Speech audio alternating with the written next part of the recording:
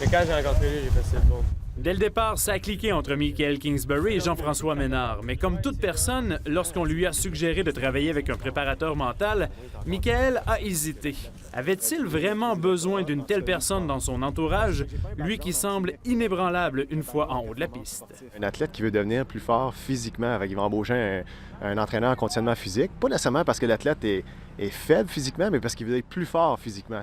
La nature de mon travail, c'est la même affaire. C'est pas une question de parce qu'il est faible mentalement. L'approche de Jean-François Ménard avec Michael est simple, lui faire prendre conscience de ses forces. J'y enseigne pas tant de choses. C'est que les choses qu'il fait déjà, je lui dis qu'il est fait comme il faut. Puis là, c'est juste des petits conseils ici et là. Souvent, quand tu as vraiment un bon point fort, puis dans ton point fort, ça va un peu moins bien, mais c'est là que tu paniques un peu. Mais c'est trouver des moyens de rester cool là-dedans. Une des choses que j'admire le plus de Mick, c'est à quel point il aime son sport. Puis tu sais, le fait qu'il est tellement passionné dans ce qu'il fait, sincèrement, je pense qu'il y a bien des distractions qui n'existent pas pour lui, que peut-être pour d'autres athlètes existent. Lui, quand il se présente sur la piste, souvent, c'est juste une question de « on va skier ». C'est pas plus compliqué que ça. La motivation, la confiance et le talent y sont. Le travail est donc de sortir Michael de sa zone de confort, d'être capable de faire sa meilleure descente sur demande.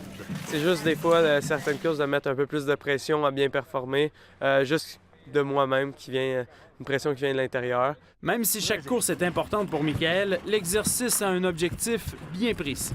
On se prépare pour la médaille d'or olympique. C'est ce qui me manque à mon palmarès, puis c'est comme notre gros but. La préparation pour la conquête de cette fameuse médaille d'or olympique est déjà amorcée et se poursuit d'ailleurs en fin de semaine à Saint-Côme avec la présentation de la deuxième Coupe du monde de la saison.